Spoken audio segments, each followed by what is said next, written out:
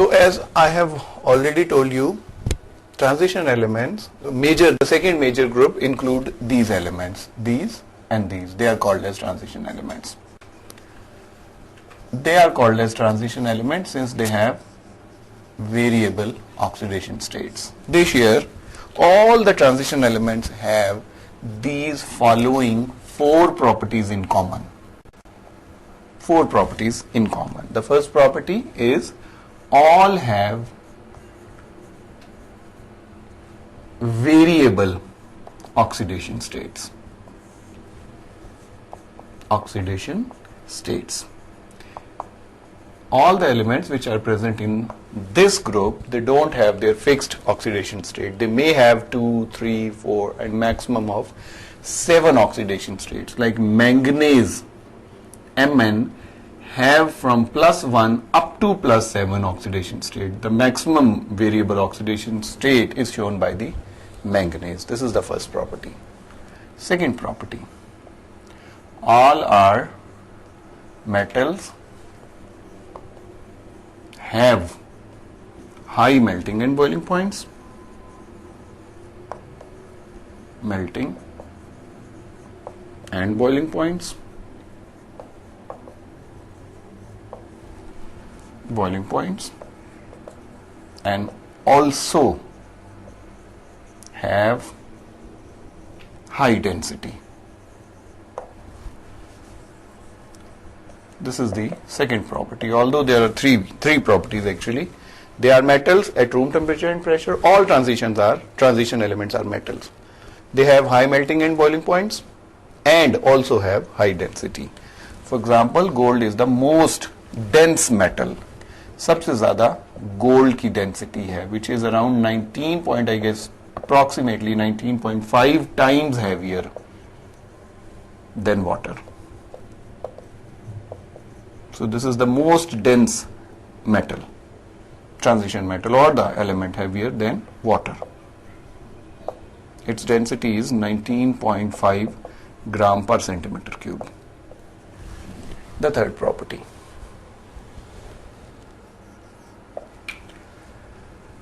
all elements, ये जो सारे transition elements हैं, make colored compounds.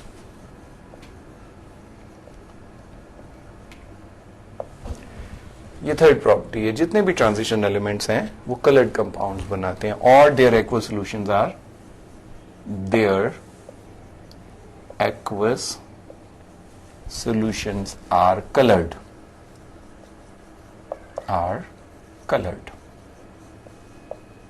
Solid state में भी कलर्ड होंगे. जब आप उनको पानी में डाल के उनका एक्वा सॉल्यूशन बनाएंगे, they will be coloured.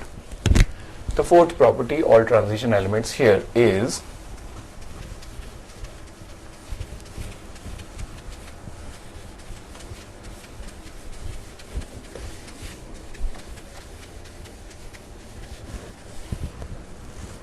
the fourth property all transition elements have, that they in the form of metals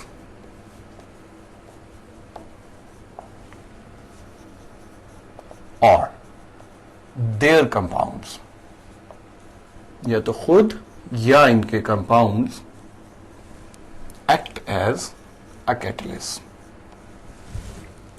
खुद कैटलिस्ट होते हैं या उनके कंपाउंड जो हैं वो कैटलिस्ट होते हैं. थोड़ी सी डिटेल कि कैटलिस्ट क्या होता है.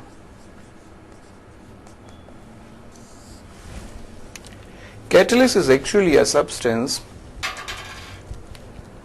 This is a substance which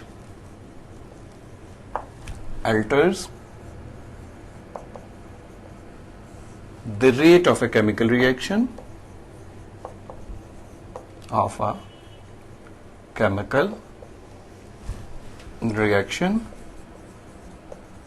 and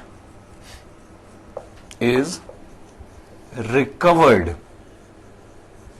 after the reaction recovered after the reaction chemically unchanged. This is the particular definition of a catalyst.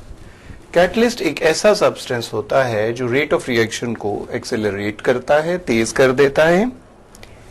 थोड़ा सा कंफ्यूजन ये है कि जब हम ये कहते हैं कि a catalyst is not used in the chemical reaction, तो उसका मतलब ये होता है इट डज कुछ, if some students think that catalyst does not participate in the reaction, तो this is wrong. Catalyst actually participates in the chemical reaction, it takes part in the chemical reaction, but this is recovered, I use the word recovered, after the reaction chemically unchanged. It participates in the chemical reaction, it reacts with the reactants, क्योंकि जब तक वो reactants के साथ react नहीं करेगा तो उनको accelerate नहीं कर सकता, उसके rate of reaction को affect नहीं कर सकता. So it participates in the chemical reaction, but it will be called as catalyst if it is recovered. जब chemical reaction हो जाता है तो वो वैसे का वैसा chemically unchanged जो है वो मिल जाता है आपको, तो that substance is technically called as catalyst. अब यहाँ chemically unchanged लिखा हुआ है तो इसका मतलब ये है कि sometime catalyst may change physically. Physical बाजुकात उसकी जो स्टेट है या फिजिकली कोई प्रॉपर्टी जो है वो थोड़ी अल्टर हो सकती है, चेंज हो सकती है, लेकिन केमिकली वो अनचेंज रहेगा, तो उसे हम कैटलिस्ट कहते हैं. अब इनकी थोड़ी सी एग्जांपल्स पहले बताता हूं, या पहले थोड़ी सी ये बात कर ले कि कैटलिस्ट फंक्शन कैसे करता है, और फिर एग्जांपल्स की बात करके इंपॉर्टेंस ऑफ कैटलिस्ट आखिर पे मैं देता हूं कि why the catalyst are very important, ये इतने ज्यादा इंपॉर्टेंट क्यों हैं.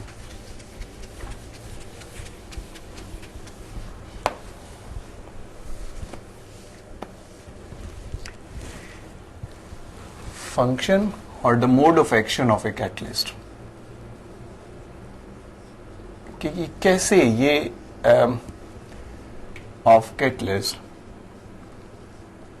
It increases the speed of a chemical reaction, participate भी करता है, केमिकली रिकवर भी हो जाता है, केमिकली अनचेंज्ड रिकवर भी हो जाता है, तो फिर how does it actually increase the rate of reaction.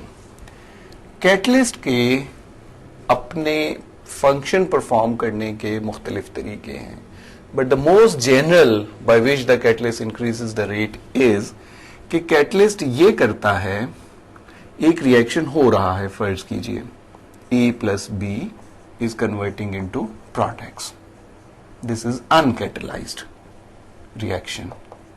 इसमें कैटलिस्ट आपने ऐड नहीं किया हुआ, तो रिएक्शन नहीं हो रहा. अब कोई भी रिएक्शन जो है वो क्यों नहीं होता, because it's energy requirement is high. Reactions को होने के लिए एनर्जी चाहिए होती है,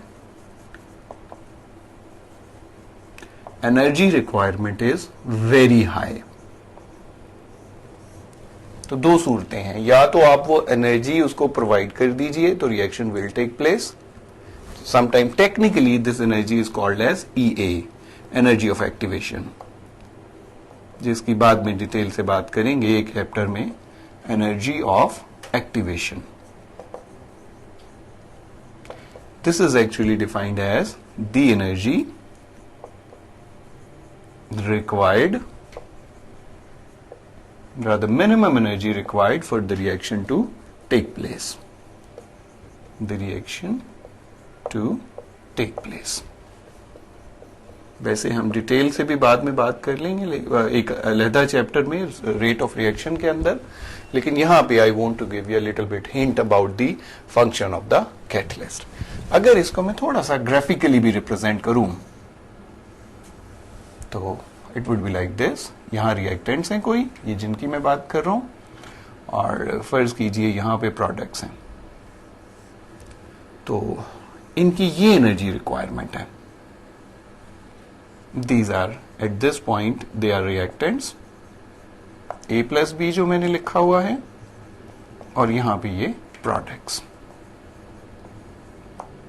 इसकी डिटेल रेट ऑफ रिएक्शन में करेंगे, यहां पे सिर्फ मैं कैटलिस्ट काम कैसे करता है थोड़ा सा उसका हिंट देना चाह रहा हूं. अब ये वो एनर्जी रिक्वायरमेंट है उसकी, दिस वन इज, जिसको मैंने EA लिखा, एनर्जी ऑफ एक्टिवेशन.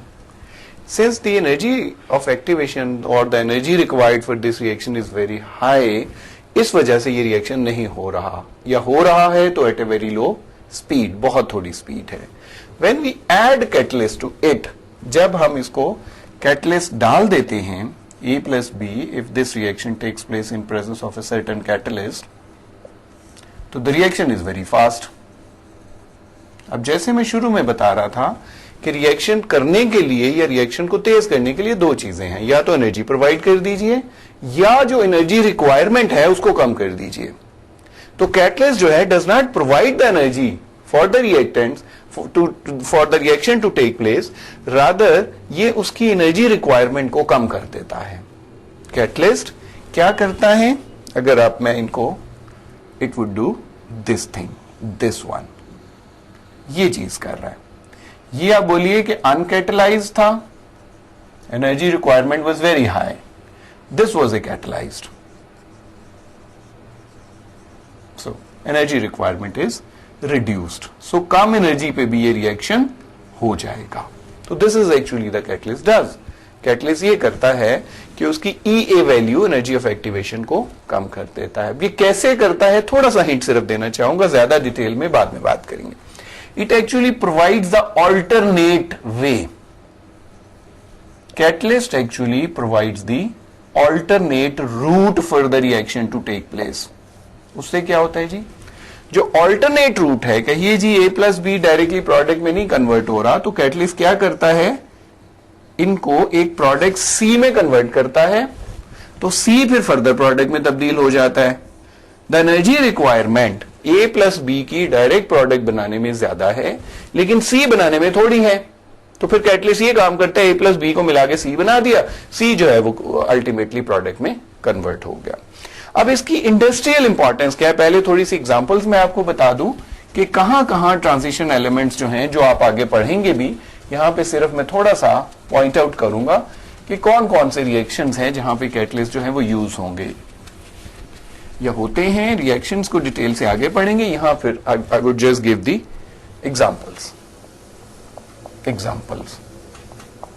कि कहां आप यूज कर रहे हैं. सबसे पहली एक मिसाल आप पढ़ेंगे कि नाइट्रोजन और हाइड्रोजन को कंबाइन करो, reversible reaction catalyse by iron. Iron इसको कैटलाइज कर रहा है और अमोनिया बना रहा है. अमोनिया का बनाना फर्टिलाइजर इंडस्ट्री के लिए बड़ा इंपॉर्टेंट है. So this reaction is being catalysed by finely divided iron, as a catalyst काम कर रहा है. दूसरा रिएक्शन जो हम आगे पढ़ेंगे भी इज सल्फर डाइऑक्साइड की oxidation. Gas this is further still a reversible reaction to make sulfur trioxide.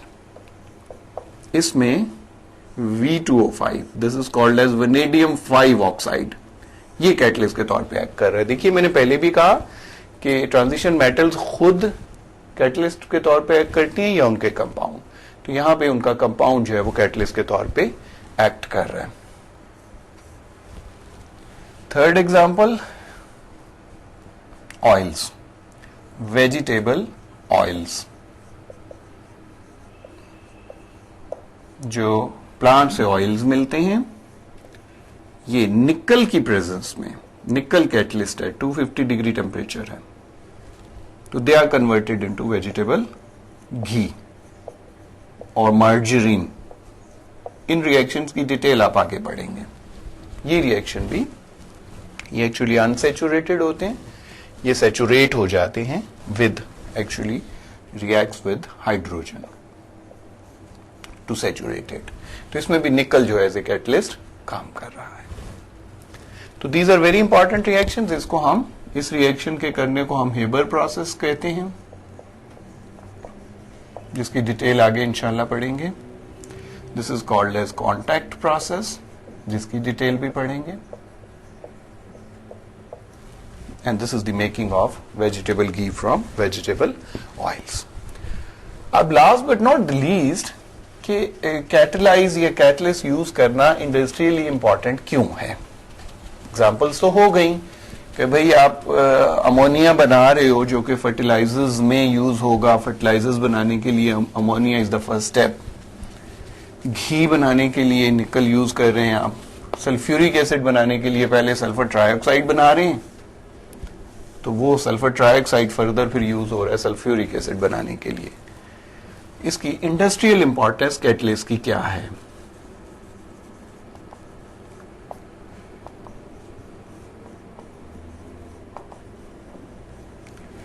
देखिए, इंडस्ट्रियलिस्ट जो है is always interested in the cost reduction and the profit making. अगर उसके एक्सपेंसेस कम हो जाएं तो definitely the cost on the product जो है वो उसकी कम हो जाती है, प्रॉफिट भी ज्यादा हो जाता है और उसकी प्राइस भी प्रोडक्ट की जो है लेस हो सकती है। सो कैटलिस्ट जो है जो यूज करता है कोई इंडस्ट्रियलिस्ट अपने इंडस्ट्रियल प्रोसेस में, तो सबसे पहले तो इट रिक्वायर्स लेस एनर्जी। तो कैटलिस्ट का यूज जो है वो इंडस्ट्रियलिस्ट को एनर्जी के ऊपर कितना वाई हाउ वो big problem of the energy is now days, तो एनर्जी कम लगाना पड़ती है। जो हीट करना पड़ता था उसको अपने किसी प्रोसेस को to a very higher temperature, वो उसकी एनर्जी कॉस्ट जो है वो कम हो जाती है by the use of the catalyst. Suppose अगर एक रिएक्शन 1200 डिग्री सेल्सियस पे होना था तो catalyst can do that reaction up to 400 degree Celsius. तो जाहिर बात है जो एक्स्ट्रा 800 आपने हीट करना था वो एनर्जी जो है उस इंडस्ट्रियलिस्ट की बच जाएगी, तो उसके एक्सपेंसेस कम हो जाएंगे, कॉस्ट जो है प्रोडक्ट की लेस हो जाएगी। सेकेंड थिंग, सिंस ये कैटलिस्ट जो होते हैं they can be used over and over again, over and over again, तो इट मीन्स कैटलिस्ट की जो परचेजिंग है this is a one time cost.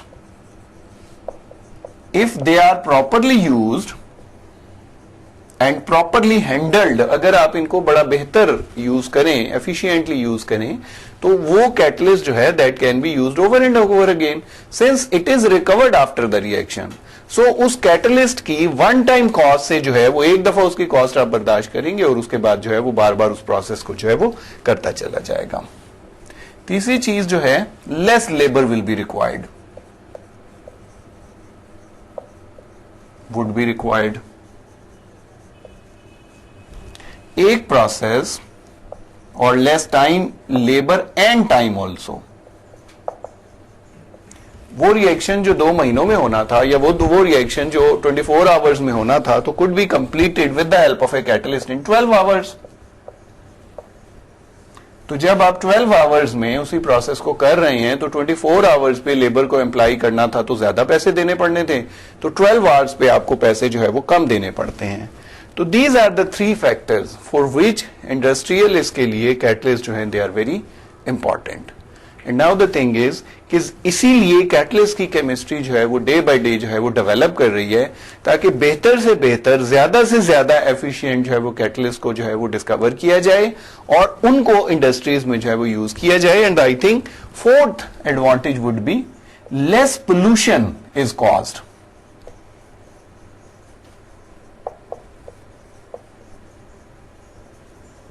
कि जब आप बहुत सारी चीजों को एक्सट्रीम कंडीशंस में नहीं करते, extreme temperature, high temperatures, high pressures में नहीं करते, अंडर नॉर्मल कंडीशंस कर लेते हैं, तो they are less pollution causing.